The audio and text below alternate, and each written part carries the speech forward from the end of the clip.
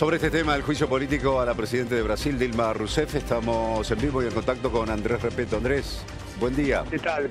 ¿Qué tal? Buen día, ¿cómo les va? Tenemos la misma hora. Estoy en Brasilia.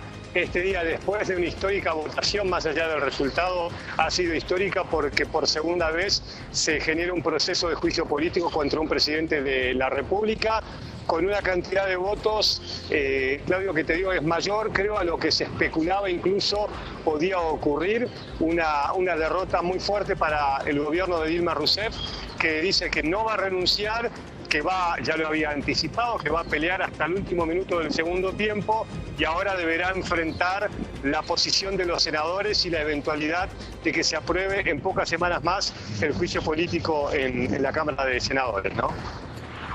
¿Cómo está la cuestión allí en la Cámara de Senadores, que digamos es el filtro próximo, y quién va a decidir si se sigue adelante con el juicio político o no? Mirá, de acuerdo a los medios brasileños, algunos dicen que ya han encuestado a todos los senadores, está la mayoría suficiente como para que se apruebe también el juicio político a la presidenta, y en ese caso, y esto es una hipótesis, de acuerdo a lo que reflejan algunos medios, se debería apartar a Dilma Rousseff por 180 días de su cargo para que comience el juicio y después una nueva votación en el Senado. Te quiero decir, para destacar, acá en Brasilia, que es lo que me tocó cubrir a mí, las manifestaciones multitudinarias, pacíficas, separados por una valla, pero después la gente se encontraba en las calles, con lo cual pudieron haberse dado algunos incidentes, pero no ocurrieron. Estuve hablando con manifestantes de un lado y del otro, hay imágenes que hemos enviado sobre el momento mismo de los festejos, cuando la gente está viendo a través de pantallas gigantes los seguidores del juicio político, o sea, quienes estaban a favor del juicio político. Bien, Andrés, allí nos daba entonces lo que está ocurriendo en este momento allí en Brasilia con respecto al avance en el juicio político hacia la presidenta de Brasil, Dilma Rousseff, el segundo presidente de ese país que es sometido allí a un juicio político. Nos acompaña Rodrigo Cabaleiro, que es corresponsal del diario O Estado de San Pablo, para analizar la realidad, y también está con nosotros nuestro especialista Diego Morán en temas internacionales. A ver, Rodrigo, la lectura de un brasileño sobre lo que está ocurriendo en tu país. Bueno, lo que está pasando y lo que se preveía es que Dilma tiene, digamos, pocas opciones para seguir en el poder. Es más que empezar el juicio político. Lo que ha dicho la Cámara es que muy probablemente ella tiene sus días de gobierno ya contados, ¿no? El proceso en el Senado es muy probable que tenga un resultado similar. Y, así es por mayoría simple, ¿no? Por mayoría simple, luego hay una votación, pero todo nos encamina para que el gobierno Temer empiece hoy, desde el punto de vista práctico. Aunque Dilma se quede en el puesto unas semanas hasta que el Senado decida y vote, probablemente esto pase el 11 de mayo. El gobierno de Temer ya empieza, porque ya empiezan la distribución de cargos. Perdón, está eligiendo un gabinete. El gobierno Temer, Rodrigo, se refiere al vicepresidente Michel Temer, ¿no? Exactamente. Se queda fuera, es decir, como gobierno de Temer. Parece un juego de palabras, ¿no? Pero es el apellido del vicepresidente. Sí, y en Brasil hay un juego con su apellido también, porque no podría, digamos, ser más apropiado para la situación. La circunstancia, ¿no?, que se vive ahí, ¿no? Sí.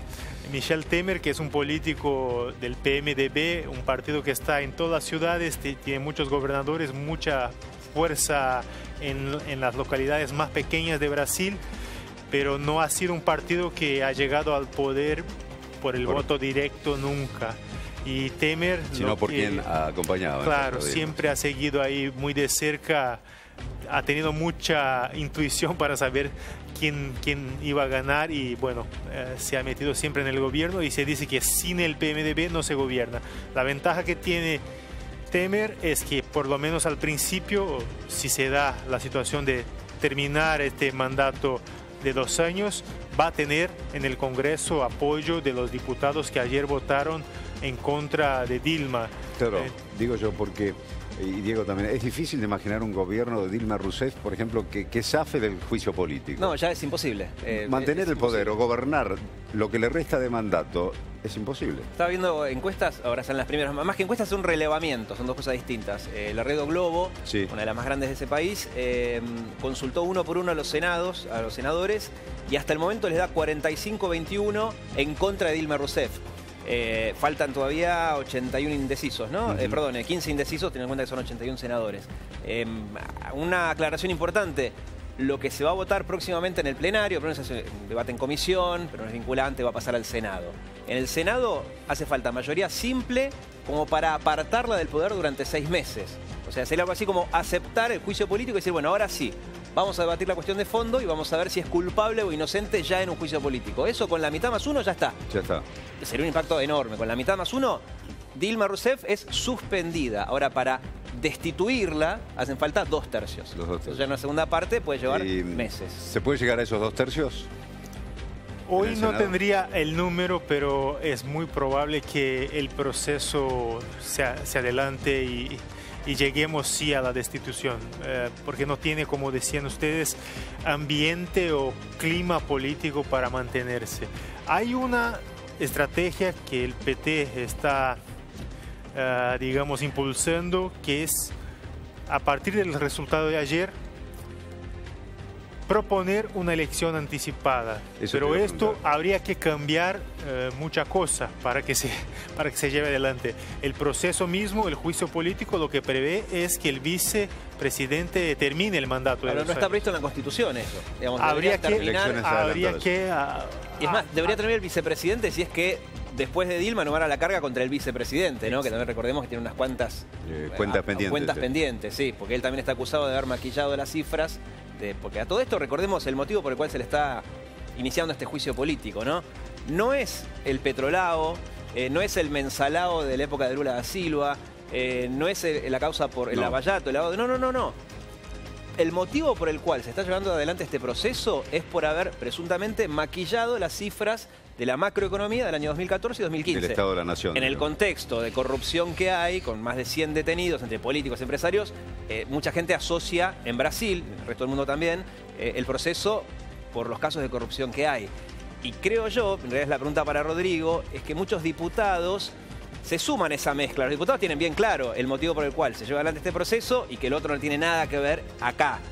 Pero por los discursos que vi yo en el momento de la votación, que parecía un mundial de fútbol, una definición por penales, mezclaban todo, no sé si a propósito. No, seguramente lo que se vio ayer, los que pudieron acompañar la votación, poquísimos diputados han mencionado la causa Concreta de la acusación.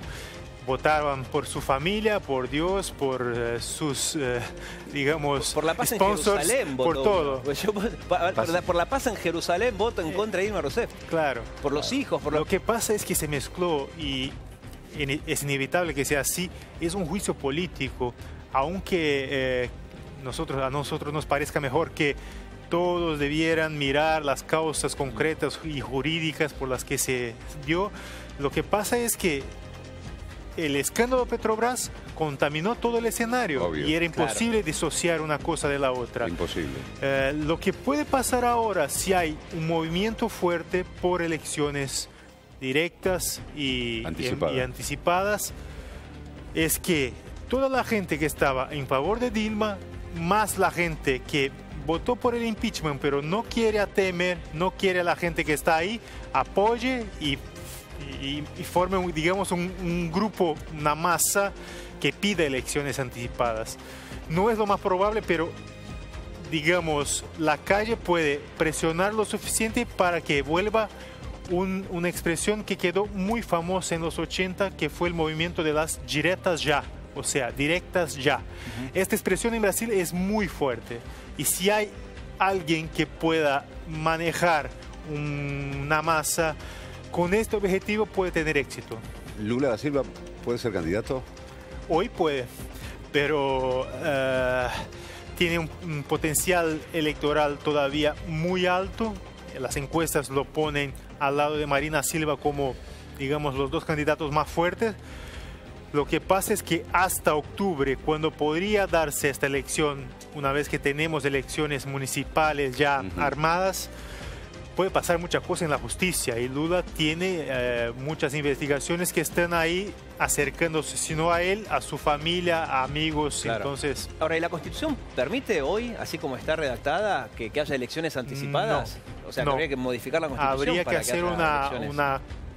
una votación con una constituyente. Sí, como una convención son bastante parecidas las constituyente, constituciones argentinas y la brasilera. Habría que cambiar Claro. y, bueno, con dos tercios en las dos casas podría hacerse, pero... Y en el medio, un vicepresidente, bueno, futuro presidente provisorio, que está acusado, al igual que Dilma, de, maquillar las cifras, es el motivo por el cual están enjuiciando, haber financiado ilegalmente sus campañas. Después el presidente de la Cámara de Diputados, Eduardo Cunha, un hombre También. que, según el fiscal de la Nación, no, una denuncia periodística, el fiscal dice que tiene 5 millones de dólares en una cuenta en Suiza.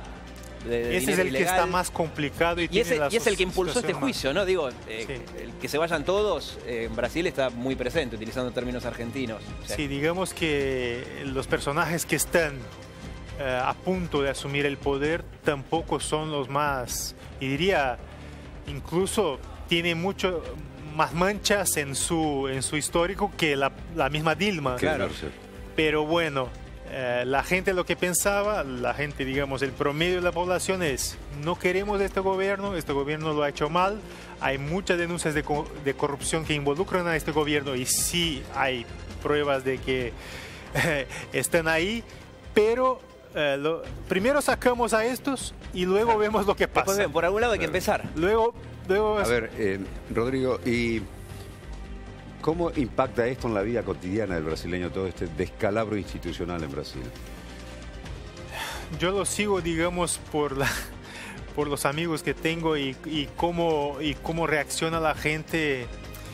Hay mucha tensión, como decía, hace unas 2 semanas, 3 semanas, y cada vez más se enfrentan los dos grupos. Hoy lo que pasa es que los que estaban en contra del impeachment dicen, mira lo que han hecho ustedes, tenemos una situación donde el vice no tiene legitimidad, el presidente de la Cámara está más ensuciado que cualquiera y no tenemos una solución a corto plazo. Yo lo que me preocupa más, y me atrevo ahí a opinar un poco, es el peligro de el impeachment, el juicio político, hacerse algo tan rutinario, digamos, es que el próximo presidente al que le vaya mal haya una nueva onda de insatisfacción que, bueno, con Dilma lo pudimos, lo podemos hacer Claro. con cualquiera y de cualquier tendencia. Y pudieron con Collor de Mello, ¿no? Década del 90. Claro. Collor de Mello hubiera renunciado, o sea, para hacer el paralelismo, hubiera renunciado a esta altura. O sea, A Collor esta de Mello altura, renunció exactamente. después de No que la llegó. Cámara Baja Claro. aprobó el juicio político, Y no llegó esto al Senado. no lo ha hecho, No, y o sea, por no tiene casualidad, porque a esta altura, si te pasa esto, es porque ya no tienes sustentabilidad. Lo que le parecía a Collor es que renunciando podría salvarse del juicio y volver a volver. presentarse a elecciones Que de las hecho próximas. lo intentó Claro. y después no pudo. Ahora, Pero no Claudio, pudo, claro. y Rodrigo, una buena quizás dentro de ese panorama que vos recién decías es que por lo menos ayer no hubo incidentes, al menos graves, ¿no? Habrá habido una corrida, una pelea aislada, pero no hubo incidentes porque, otra vez utilizando términos argentinos, ¿no? La grieta en Brasil es muy grande y ayer había manifestaciones. Yo decía, bueno, no lo digo yo, el presidente del Partido de los Trabajadores, el partido oficialista, había dicho que iba a ser como un mundial de fútbol, incluso dijo, si perdemos sería como el 7-1, si ganamos sería el exacampeonato. Y ayer se seguía como en la definición por penales de un Claro. mundial. Había pantallas gigantes y había manifestaciones a favor de Dilma, en contra de Dilma. Pero no se Y había registraron mucho graves temor de que incidentes. haya enfrentamientos, ¿no? En ese sentido no hubo. ¿En De qué- los discursos ayer, el más serio quizás, o uno de los más serios, fue el del payaso Tiririca, que es increíble, lo comentábamos hace poco con Rodrigo mientras estábamos en la reacción. El payaso Tiririca, una suerte de piñón fijo que después se volcó a la política, hoy es diputado, votó, y en el momento de votar, dio un discurso, dijo por qué estaba en contra de que siga Dilma Rousseff, fin. El resto de los diputados, en sus 30 segundos, hicieron muchas payasadas más grandes que la del payaso Tiririca en sus épocas de clown. Fue un panorama que resumió bastante el momento de la votación en ese momento en la Cámara de Diputados. Rodrigo, y los números ahí que maquilló, o la acusación que pesa sobre Dilma Rousseff, de maquillar los números del Estado Nacional, digamos, de la economía, ¿En qué proporciones ese maquillaje? ¿Fue poco? ¿Fue mucho? Fue mucho. Lo que se discute es, el argumento del gobierno es que los gobiernos anteriores también lo habrían hecho en otras proporciones. Lo que pasa es que cuando no cuadraron los números con Dilma, hubo varias denuncias y al parecer el gobierno siguió con la misma sistemática y bueno, una vez que hay un gobierno impopular con un fuerte movimiento de calle en contra, no hace falta mucho para encontrar algo, digamos, que está mal, pero vamos a discutir si es un crimen de responsabilidad suficiente, claro, para sacar a una presidenta. Digo que los casos concretos, ¿maquillaba que yo la inflación, por ejemplo? No, lo que ha hecho es, digamos, para poder cerrar los números de los planes sociales, ha como que pedido préstamos o sacado dinero de bancos públicos. Bien. Y bueno, sin avisarle al Congreso, ¿no? Pues sí, eso se podría llegar a hacer, pero claro, él lo hizo por decreto, algunos decretos de ella, otros decretos del vicepresidente justamente, en donde tomaban préstamos de bancos públicos para que figuren como ingresos y de esa forma maquillar el rojo, el déficit. Ese es el motivo, insisto, parece poco, digamos, si es mucho o poca la cantidad del porcentaje, bueno, la real pregunta es, ¿está bien o está mal? Y está mal. Ahora, si no hubiera habido crisis económica, por ejemplo, no hablamos de la política, en este contexto de recesión que hay en Brasil, eso hubiera pasado de largo. ¿Qué opinas, Rodrigo? Seguramente hubiera pasado de largo o no hubiera pasado, porque si no hubiera crisis económica, claro, ella no habría hecho, claro, los planes sociales. Claro. Ella obviamente se complicó en un momento donde había una elección por ganar y no podía presentar los datos que tenía la economía. Entonces se habla también de un fraude electoral en el sentido de que mintió para poder llegar a la elección más con números mejores, claro, de los que tenía. Bien, terrible. ¿Y la economía de Brasil hoy? Bueno, está en un estado bastante crítico. Yo diría que, bueno, venimos de recesión en los 2 últimos años. El PBI más que no crecer, baja tremendamente, 4 puntos el año pasado, probablemente vamos a tener otros 4 este año. Lo que puede pasar es que el mercado, como venía trabajando para que Dilma saliera del poder, se acomode de alguna manera y las inversiones no solamente las internas como las externas, pasen a entrar a Brasil. Lo que mejoraría un poco el escenario a corto plazo, pero los fundamentos, como se dice en la economía, habría que cambiar mucha cosa y habría que meter la mano en los gastos públicos y bajar el déficit. Ahora, los mercados en Brasil, a diferencia de lo que pasa por ahí en muchos otros lugares del mundo, cuando uno se entera que está por renunciar un presidente o ser destituido, suben. No, todo lo contrario. Digamos, sí. Cada vez que cuando se suspendió la asunción de Lula, antes cuando lo detuvieron esas horas a Lula para que vaya a declarar por el Petrolao, y ahora después de este fin de semana, cada vez que hay un embate contra el poder político en Brasil, la bolsa sube, el real se aprecia, que uno lo piensa acá y dice, no, pues si está por renunciar el presidente, salgamos todos a comprar dólares, empresas particulares, claro, porque se viene la devaluación, porque el dólar se va a las nubes. Mucha gente esperó para hacerlo hoy. Claro, porque ya sabía lo que iba a pasar.